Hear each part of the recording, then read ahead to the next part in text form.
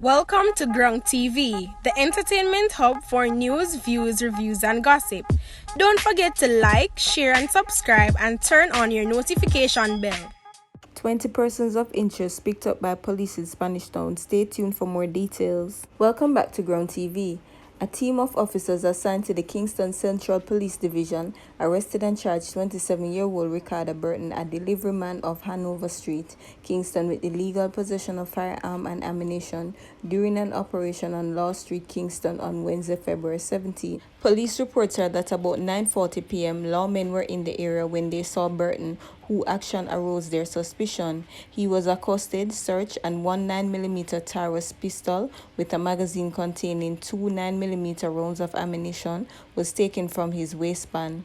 He was subsequently taken into custody and was charged following a question and answer segment in the presence of his attorney. His court date is not yet being finalized. A construction worker fell to his death at a work site in Drexel, St. Anne on Monday. He has been identified only by his alias Bujo. Reports are that the man was working at a construction site at the Boot Service Station complex in Drexel about 1:30 p.m. when he fell from the third floor of the building. He was rushed to the St. Anne's Bay Regional Hospital where he died while undergoing treatment.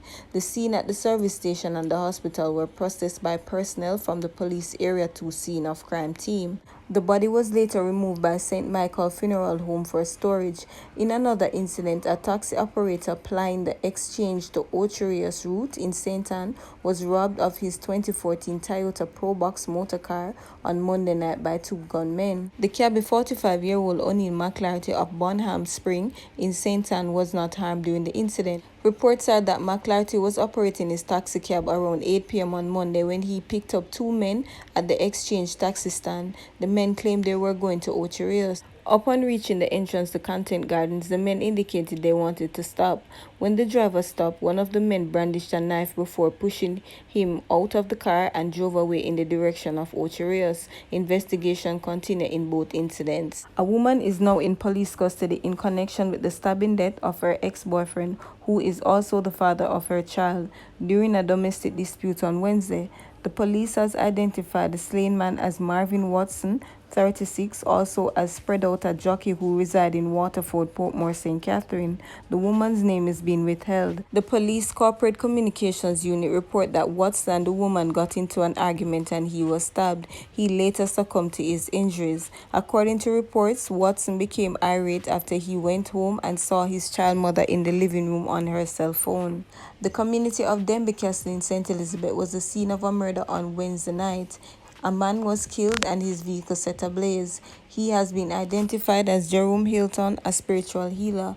According to police report, Mr. Hilton was at home about 8:30 p.m. when armed men entered. They shot Mr. Hilton multiple times. Two other men who were at the house escaped. The St. Elizabeth police are yet to determine a motive for the attack. The St. Anne police said they were able to nab a robber after he left his condition of bail book at the scene of a crime in Exchange Ocherius in the parish on Friday, February 5th.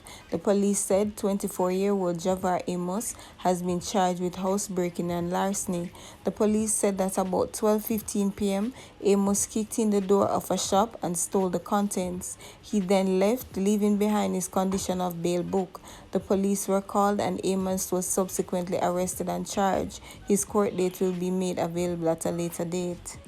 24-year-old laborer Damani Brighton has been charged with burglary and larceny after he broke into a home in Greenwich Acres, St. Anne, and stole $300 and a cell phone on Wednesday, February 3rd.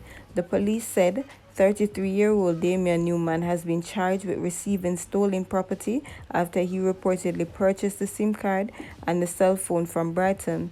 The police said that about 11:30 p.m., Brighton forced open the window to the bedroom of a dwelling house and stole the cash and a Samsung Galaxy S8 cellular phone. A report was made and an investigation launched, leading to the arrest of Brighton and Newman. Their court date will be announced at a later date. Leon Hinds, the alleged driver of the getaway car in the January 31st murder of 51-year-old Andrea Lowe Garwood at a church on Market Street in Trelawney, has pleaded guilty to 2 of the 6 counts which he has been charged, appeared in the Home Circuit Court in downtown Kingston this morning. Hinds pleaded guilty to illegal possession of firearm and accessory after the fact to murder. Hinds, who was nabbed along with 29-year-old Javon Garwood, Andrea's stepson, who is otherwise called Jonoy, and Dwight Bingham, had originally been charged with murder, illegal possession of firearm, accessory before the fact, accessory after the fact, conspiracy to murder, and misprision of a felon. His plea came pursuant to an agreement struck with the Crown in which he had committed to assisting the Crown with evidence relating to the other 2 accused. If Hinds, however, reneges on supplying the information as per the agreement, it will be voided and he will stand trial for all the counts. The Crown, for its part, agreed to offer no evidence in respect to the other 4 counts on the indictment. Under the Criminal Justice Plea Negotiation and Agreement Act, accused individuals can profit from reduction in their sentences from a high of 50% to a low of 15%, depending on the point at which they decide to enter a guilty plea. 29-year-old Dean Douglas, otherwise called Esso, a taxi operator of Lilliput, St. James, has been arrested and charged after he allegedly robbed his friend at gunpoint while they were traveling together in Ironshore, Montego Bay in the parish last year.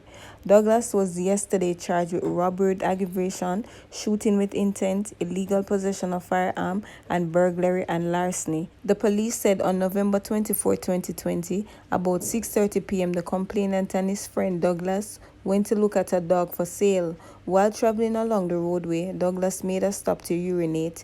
He reportedly exited the vehicle and went to the back. The complainant was sitting in the front when he heard the trunk being opened and then saw an armed masked man pointing a firearm at him.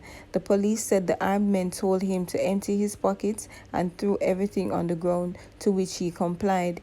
He was told to step into bushes, when he did, and reportedly ran off in bid to escape. The complainant said while he was running, he heard loud explosions sounding like gunshot. He, however, managed to escape unharmed, the police said. He reported the matter to the police and was taken home, but on his arrival, he discovered that his 32-inch TV, 55-inch TV, and a black iPhone XX Max Pro and cash, all valued at $473,000, were stolen. The police said Douglas was apprehended during an operation in Crawle, Clarendon, and placed in lockup. His court date is being finalized.